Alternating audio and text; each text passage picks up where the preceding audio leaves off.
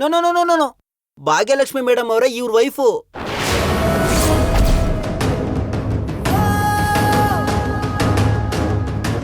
ಏಯ್ ಸಪೋಟ, ನಿನಗ್ ಸೆನ್ಸ್ ಇದ್ದು ಮಾತಾಡ್ತಿದ್ಯಾ? ಯಾರು ಏನು ಅಂತ ತಿಳ್ಕೊಂಡು ಮಾತಾಡು. ಇವಾಗ ಏನಾಯ್ತು ಮೇಡಮ್? ಗಂಡ ಹೆಂಡ್ತಿನ ವೈಫ್ ಅಂಡ್ ಹಸ್ಬೆಂಡ್ ಅನ್ಬಾರ್ದಾ? Stop it. ಮತ್ತೆ ಮತ್ತೆ ವೈಫ್ ಅಂಡ್ ಹಸ್ಬೆಂಡ್ ಅಂತೀಯಲ್ಲ, ಅವರಿಬ್ರು ಹಸ್ಬೆಂಡ್ ಅಂಡ್ ವೈಫ್ ಅಲ್ಲ. ಏನು ಇವರಿಬ್ರು ಗಂಡ ಹೆಂಡ್ತಿ ಅಲ್ವಾ? ನಾನಲ್ಲ ಅಂತ ಹೇಳದ್ನಲ್ಲ, ಇಂಗ್ಲಿಷಲ್ಲಿ ಒಂದ್ಸಲ ಕನ್ನಡದಲ್ಲಿ ಒಂದ್ಸಲ. ಯಾಕೆ ಗಂಡ ಹೆಂಡತಿ ಅಂತ ಪದೇ ಪದೇ ಹೇಳ್ತಾನೆ ಇದೆಯಾ? ಅವ್ರನ್ನ ನೋಡಿ ಮೇಡಮ್, ಅವ್ರಿಬ್ರನ್ನ ಅಕ್ಕಪಕ್ಕ ನಿಂತಿರೋದ್ ನೋಡಿದ್ರೆ ಯಾರೇ ಆದ್ರೂ ಗಂಡ ಹೆಂಡ್ತಿನೇ ಅನ್ಕೊಂತಾರೆ.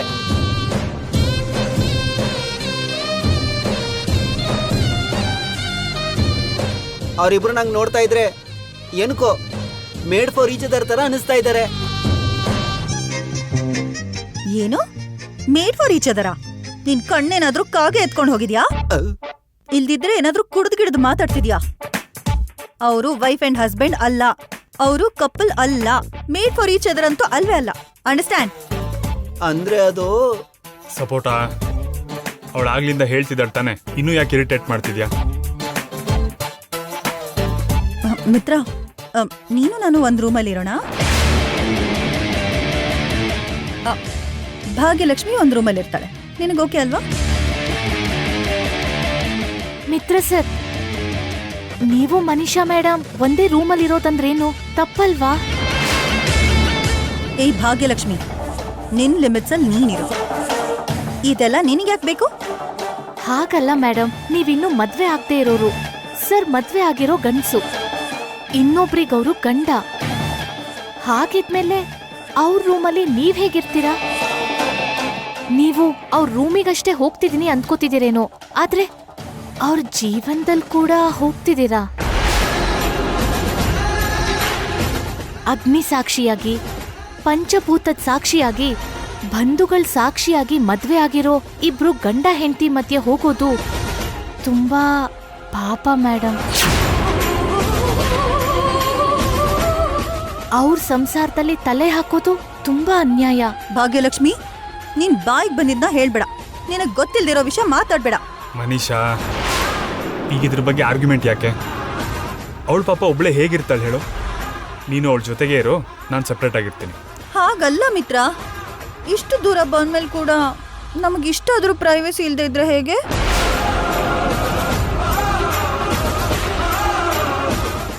ನಾಲ್ಕು ದಿವಸದಲ್ಲಿ ಮುಗ್ದು ಹೋಗೋ ಬಂದದ ಬಗ್ಗೆ ನೀನ್ ಕೂಡ ಯೋಚನೆ ಮಾಡ್ತಿದ್ಯಾ ಹೇಗೆ? Manisha, no more arguments. ದೇಶ ಬಿಟ್ಟು ದೇಶಕ್ಕೆ ಬಂದಿದ್ದೀವಿ. ಏನು ಗೊತ್ತಿಲ್ದಿರೋ ಜಾಗದಲ್ಲಿ ಆ ಹುಡುಗಿನ ಒಬ್ಳೆ ಒಂದು ರೂಮಲ್ಲಿ ಇರು ಅಂತ ಹೇಳೋದು ಸರಿ ಅಲ್ಲ. ನೀನು ಅವಳ ಜೊತೆ ಒಂದೇ ರೂಮಲ್ಲಿ ಇರ್ತೀಯ ಅಷ್ಟೇ. Room keys. Thank you. Mitra sir, ನಾಡಿದ್ ಫಂಕ್ಷನ್ನು. ನಾಳೆ ನಿಮ್ಗೆ ಯಾವ್ದು ಕೆಲಸ ಇಲ್ಲ ಅಂದ್ರೆ ಇಲ್ಲಿ ನೋಡ್ಬೇಕಾಗಿರೋ ಸ್ಥಳಗಳಿದಾವೆ, ಬೇಕಾದ್ರೆ ನಿಮಗೆ ತೋರಿಸ್ತೀನಿ. ಓಕೆ, ಸರಿ ಸರ್.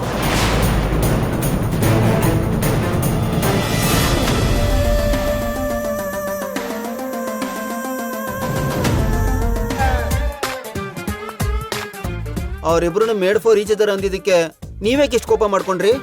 ಕೆಲವ್ರು ನಂಗೆ ನೋಡ್ತಾ ಇದ್ರೆ ಹಂಗ ಅನಿಸ್ತಾ ಇರುತ್ತೆ. ಅಷ್ಟೇ ಏಕೆ, ಇವಾಗ ನಾನು ನೀವು ಅಕ್ಕಪಕ್ಕ ನಿಂತಿದ್ರೆ ನಮ್ಮನ್ನು ಕೂಡ ಯಾರಾದ್ರೂ ಮೇಡ್ ಫಾರ್ ಈಚ್ ಅದರ್ ಅಂತಾನೆ ಅನ್ಕೊಂತಾರೆ.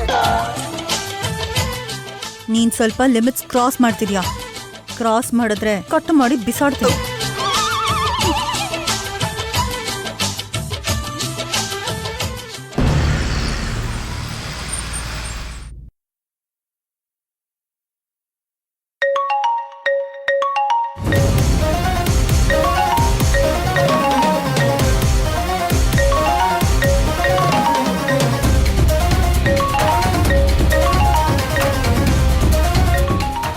ಭಾಗ್ಯಲಕ್ಷ್ಮಿ ಎಲ್ಲಿ ಹೋಗಿದ್ದಾಳೆ? ಈ ಫೋನ್ ಆವಾಗಿಂದ ಬಡ್ಕೋತಾನೆ ಇದೆ.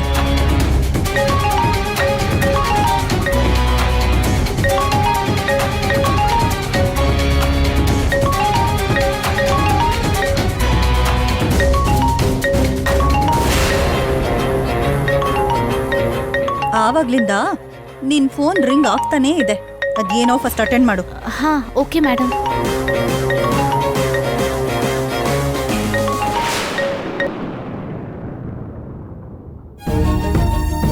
ಹೆಲೋ ಅಕ್ಕ, ಹಾ ಜಾನು ಹೇಳು. ಅಲ್ಲಿಗೆ ಸೇಫ್ ಆಗಿ ರೀಚ್ ಆದ್ರಾ? ಏನು ಪ್ರಾಬ್ಲಮ್ ಆಗ್ಲಿಲ್ಲ ತಾನೆ? ಯಾವ ಪ್ರಾಬ್ಲಮ್ಮು ಇಲ್ಲ ಜಾನು, ರೀಚ್ ಆದ್ವಿ. ಈಗ ಹೋಟೆಲಲ್ಲೇ ಇದೀವಿ. ನಿನ್ ಬಗ್ಗೆ ಭಾವಂಗೇನು ಗೊತ್ತಾಗ್ಲಿಲ್ಲ ತಾನೆ? ಇಲ್ಲ ಜಾನು, ಆದ್ರೆ ನನ್ಗೆ ಹೀಗೆ ಫೋನ್ ಬಂದ್ರೆ ಗೊತ್ತಾದ್ರೂ ಗೊತ್ತಾಗ್ಬೋದು. ಅದಕ್ಕೆ ನಾನೇ ಫೋನ್ ಮಾಡೋವರ್ಗೂ ನೀನ್ ಮಾಡೋದ್ ಬೇಡ. ಹೌದಕ್ಕ, ಅದು ನಿಜಾನೇ. ನಾನು ಅಷ್ಟೆಲ್ಲ ಯೋಚನೆನೇ ಮಾಡ್ಲಿಲ್ಲ. ನನ್ ಬಗ್ಗೆ ಏನು ಯೋಚನೆ ಮಾಡ್ಬೇಡ, ನಾನಿಲ್ಲಿ ಹುಷಾರಾಗಿರ್ತೀನಿ. ನೀನ್ ಮಾತ್ರ ಫೋನ್ ಮಾಡ್ಬೇಡ, ಸರಿನಾ? ಸರಿ ಅಕ್ಕ.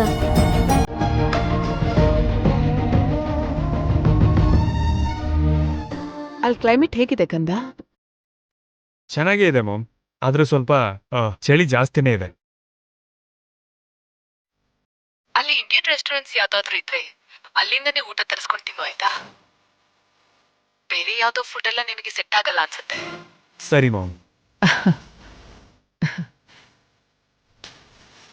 ದೊಡ್ಡಮ್ಮ, ಅಣ್ಣನ? ಹೌದು ಕಣೋ.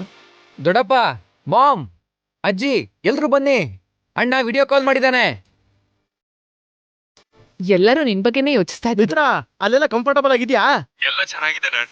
ಅಣ್ಣ, ಟರ್ಕಿಲಿ ವಿಸಿಟಿಂಗ್ ಪ್ಲೇಸಸ್ ತುಂಬಾ ಇರುತ್ತೆ. ಫ್ರೀ ಟೈಮ್ ಮಾಡ್ಕೊಂಡು ಹೋಗಿ ನೋಡ್ಕೊಂಬಾ. ಶೋರ್ ಕಣೋ, ಇಷ್ಟು ದೂರ ಬಂದ್ಮೇಲೆ ಹೋಗ್ದೇ ಇರ್ತೀನ. ಮಿತ್ರ, ಅಲ್ಲಿ ಏನೇನೋ ತಿನ್ಬಿಡ್ಬೇಡಪ್ಪ. ಅಲ್ಲಿ ಆರೋಗ್ಯ ಚೆನ್ನಾಗಿ ನೋಡ್ಕೋ. ಸರಿ ಅಜ್ಜಿ.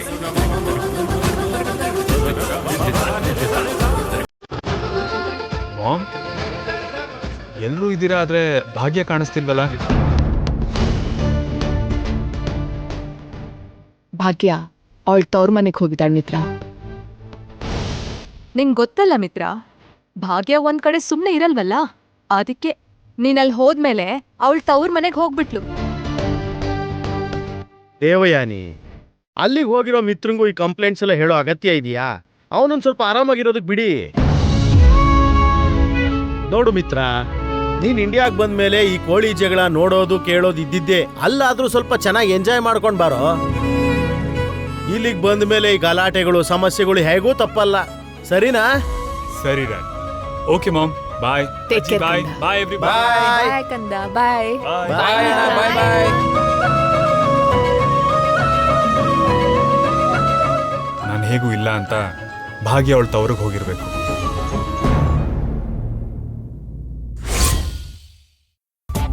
ಮಿತ್ರ ಸರ್ ಯಾಕಿನ್ನೂ ಬರ್ತಾ ಇಲ್ವಲ್ಲ? ಆ ಬ್ಯೂಟಿಫುಲ್ ಗರ್ಲ್ ಮನೀಷಾನ ಯಾವಾಗ ನೋಡ್ತೀನಿ ಅಂತ ಅನಿಸ್ತಾ ಇದೆ. ಇವತ್ತೇನಾದ್ರೂ ಮಾಡಿ ಆ ಮನೀಷಾನ ನನ್ ಟ್ರ್ಯಾಕಿಗೆ ತಗೊಬೇಕು. Hello Mitra sir, good morning. Good morning. ನಮ್ ಟರ್ಕಿಲಿ ಚೆನ್ನಾಗಿ ನಿದ್ದೆ ಬಂತಾ? ಎಷ್ಟು ಕೊಂಡ್ಕೊಂಡೆ? ಏನ್ ಸಾರ್? ಟರ್ಕಿನ ಎಷ್ಟು ಕೊಂಡ್ಕೊಂಡೆ? ಏನ್ ಮಾತಾಡ್ತೀರಾ ಸಾರ್? ಏನೋ ಮಾತಿಗಂಗಂದೆ. ನೀವು ಚೆನ್ನಾಗಿ ಕಾಲೆಳಿತೀರಾ. Good morning Mitra. Good morning Manisha. 1 minute. Good morning Manisha. ಏಯ್, ಏನ್ ಮನೀಷಾ ಅಂತ ಕೂಗ್ತಿದ್ಯಾ? ನೀನೇನಾದ್ರೂ ನನ್ನ ಅತ್ತೆ ಮಗನ, ಮಾವನ್ ಮಗನ? ಹೆಂಡತಿನ ಕರ್ದಾಗ ಕರಿತಿದ್ಯಲ್ಲ. ಅಬ್ಬಾ, ಅತ್ತೆ ಮಗಳು ಊಹೆ ಮಾಡೋದಕ್ಕೆ ಎಷ್ಟು ಚೆನ್ನಾಗಿದೆ. ಏನಂದೆ? ಏನಿಲ್ಲ ಏನಿಲ್ಲ. Good morning Bhagyalakshmi. Good morning.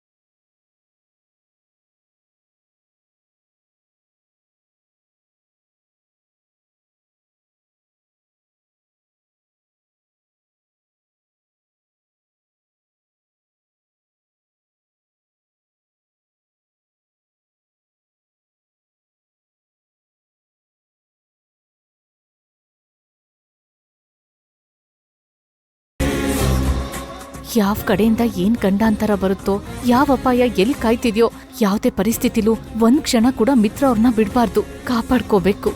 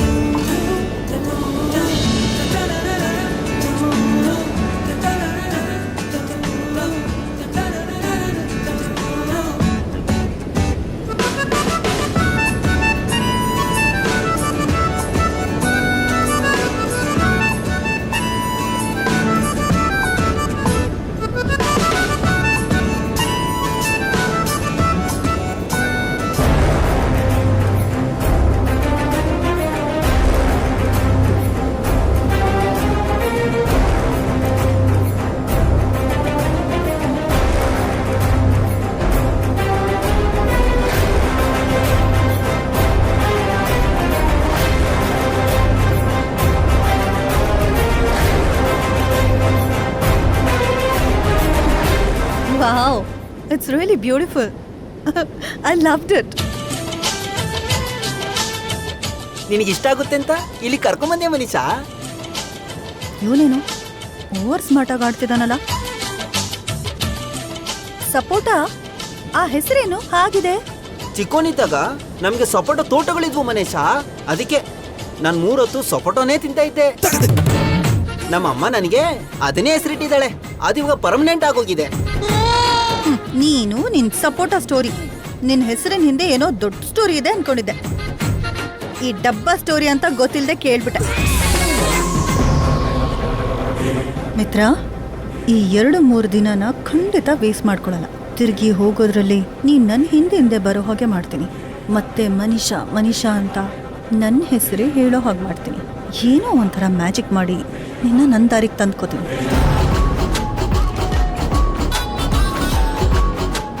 Beach ತುಂಬಾ ಚೆನ್ನಾಗಿದೆ ಅಲ್ವಾ ಮಿತ್ರ? ಅಲ್ಲೋಡು. ಹೌದು ಮನೀಷಾ, ಚೆನ್ನಾಗಿದೆ. ಹೀಗ್ ನಿನ್ ಕೈಯಲ್ಲಿ ಕೈ ಇಟ್ಟು ಹೆಜ್ಜೆ ಮೇಲೆ ಹೆಜ್ಜೆ ಇಟ್ಟು ನಡೀತಿದ್ರೆ ಈ ಬೀಚ್ ಇನ್ನೂ ಅಂದವಾಗಿ ಕಾಣಿಸ್ತದೆ. ಅವಕಾಶ ನೋಡ್ಕೊಂಡು ಮನೀಷಾ ಇವ್ರಿಗೆ ಹತ್ರ ಆಗೋಕ್ ನೋಡ್ತಿದ್ದಾಳೆ.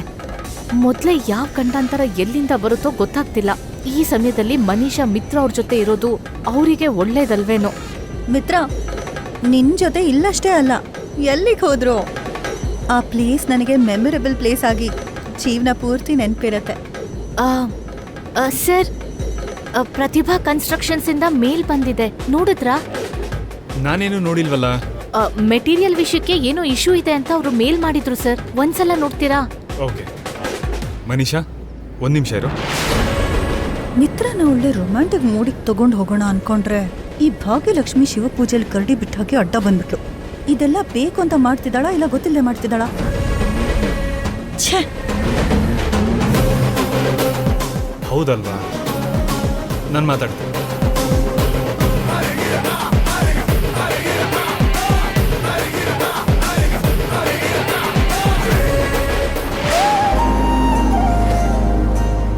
Can you give me some money?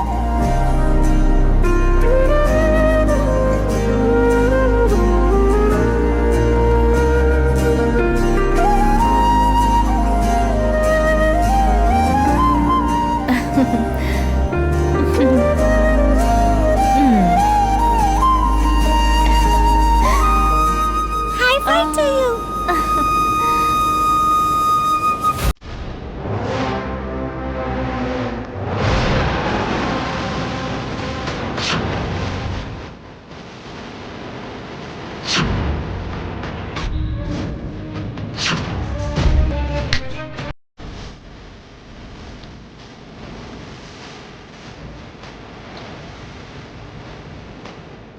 Excuse me.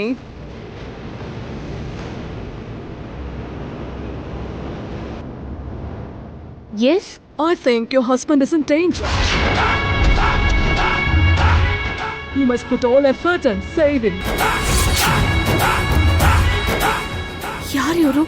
ಮಿತ್ರ ಅವ್ರಿಗೆ ಅಪಾಯ ಇರೋದು ಇವ್ರಿಗೆ ಹೇಗೆ ಗೊತ್ತಾಯ್ತು? ದೀಕ್ಷಿತ್ರು ಹೇಳ್ದ ಹಾಗೆ ಇವರು ಹೇಳ್ತಿದಾರಲ್ಲ. ಮೇಡಮ್, ನೀವೇ ಕೇಳಿದ್ದೀರಾ? ಅವ್ರ ಹತ್ರ ಏನ್ ಮಾತಾಡ್ತಿದ್ದೀರಾ? ಅದು ಇವ್ರೇನು ಹೇಳ್ತಾರೋ ಅದೇ ನಡೆದೋಗುತ್ತೆ ಮೇಡಮ್.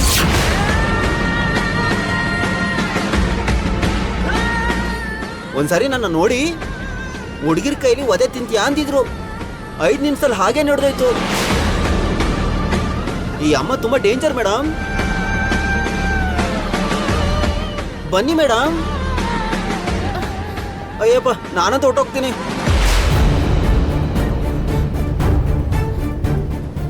ಮಿತ್ರ ಅವ್ರಿಗೆ ಹತ್ರದಲ್ಲೇ ಅಪಾಯ ಇದೆ ಅಂತ ಪ್ರೂವ್ ಆಗೋಯ್ತು.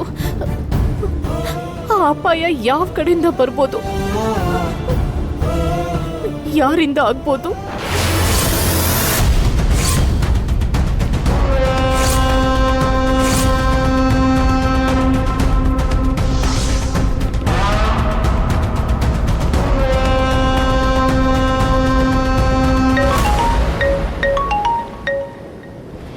ಹಲೋ, ಟರ್ಕಿಲಿ ದೊಡ್ಡ ಅವಾರ್ಡ್ ತಗೊಳಕ್ಕೆ ಟರ್ಕಿ ಅಂದಾನ ನೋಡಿ ಮೈ ಮರೆಯೋಕೆ ಅಂತ ಬಂದ್ಯಾ ಮಿಸ್ಟರ್ ಮಿತ್ರಾನಂದನ್? ಯಾರು ಮಾತಾಡ್ತಿರೋದು? ನಿನಗೂ ನಿಮ್ಮಪ್ಪನಿಗೂ ತುಂಬಾ ಬೇಕಾಗಿರೋನು. ನೀವಿಬ್ರು ಹೊಡೆದಿರೋ ಪಂಜದ ಏಡ್ ತಿಂದು ಓಡ್ ಹೋಗಿರೋ ಒಂದು ಜಿಂಕೆ. ಆಗಿರೋ ಗಾಯಕ್ಕೆ ಮತ್ತೆ ಪ್ರತೀಕಾರ ತೀರಿಸ್ಕೊಳಕ್ಕೆ ಹುಲಿಯಾಗಿ ತಿರುಗಿ ಬಂದಿರೋ ನಿನ್ನ ಶತ್ರು ನಾನು. ಈ ವಾಯ್ಸ್ ಎಲ್ಲೋ ಕೇಳ್ದಾಗಿದೆಯಲ್ಲ. ಇನ್ನು ಯಾರು ಅಂತ ಗೊತ್ತೇ ಆಗ್ಲಿಲ್ವಾ ಮಿತ್ರಾನಂದನ್? ತ್ರಿವಿಕ್ರಮ್ ನಂದನ್.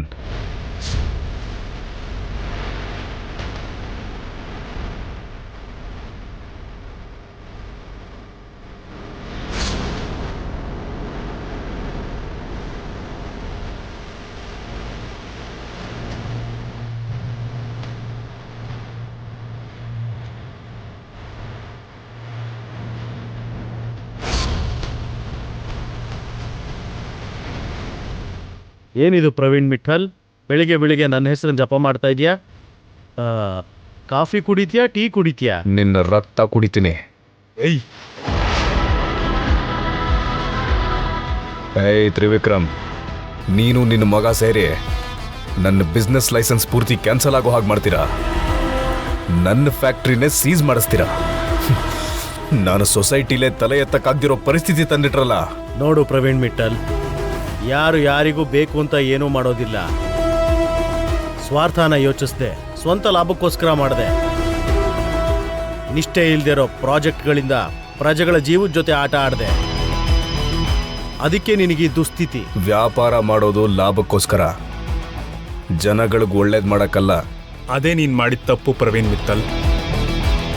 ಈಗ್ಲಾದ್ರೂ ಪಶ್ಚಾತ್ತಾಪ ಪಡ್ತೀಯಾ ಅನ್ಕೊಂಡಿದ್ದೆ. ಆದ್ರೆ ಇನ್ನೂ ನೀನ್ ಮಾಡೋ ಕೆಲ್ಸನೇ ಸರಿ ಅಂತ ಭ್ರಮೇಲಿದ್ಯಾ.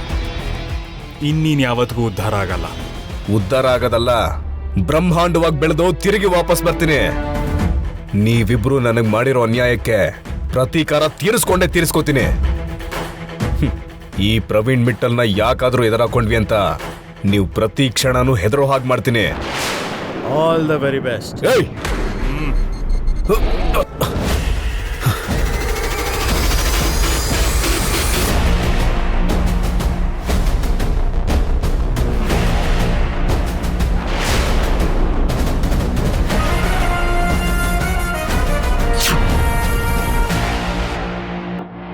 ಇಷ್ಟು ಸೈಲೆಂಟ್ ಆಗಿದೆಯಾ ಅಂದ್ರೆ ಇಷ್ಟೊತ್ತಿಗೆ ನಾನು ಯಾರು ಅಂತ ನನಗೆ ನೆನಪಾಗಿರ್ಲೇಬೇಕು.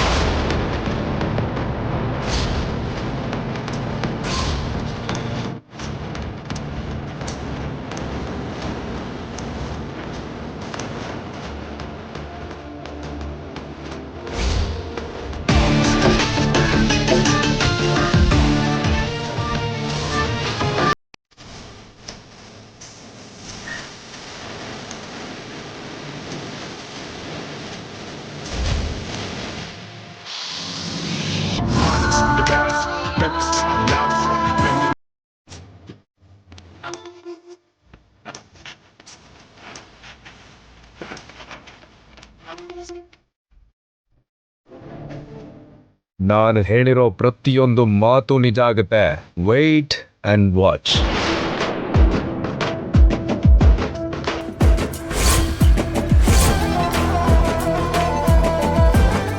ಇವನಿಗೆ ನಾನು ಎಲ್ಲಿದ್ದೀನಿ, ಏನು ಮಾಡ್ತಿದ್ದೀನಿ ಅಂತ ಗೊತ್ತಿದೆ ಅಂದರೆ ನನ್ನ ಮೇಲೆ ಒಂದು ಕಣ್ಣಿಟ್ಟಿದ್ದಾನೆ ಅಂತ ಅರ್ಥ. ಹಾಗಾದರೆ ನೆನ್ನೆ ಆಗ್ತಿದ್ದಿದ್ದು ಕಿಡ್ನ್ಯಾಪ್ ಕೂಡ ಇವನು ಮಾಡಿಸಿದ್ದೇನಾ? ನಮ್ಗೆ ಗೊತ್ತಿಲ್ಲದೆ ನಮ್ಮ ಹಿಂದೆ ಏನೋ ಆಗ್ತಿದೆ. ಅವನು ಚಿಕ್ಕ ಕಳ್ಳನೂ ಅಲ್ಲ, ಚಿಲ್ಲರೆ ಕಳ್ಳನೂ ಅಲ್ಲ. ಏನೋ ಪ್ಲಾನ್ ಮಾಡ್ಕೊಂಡೇ ಬಂದಿದ್ದ. ನಿಮ್ಗಿಲ್ಲಿ ಯಾರಾದ್ರೂ ಶತ್ರು ಇದ್ದಾರಾ?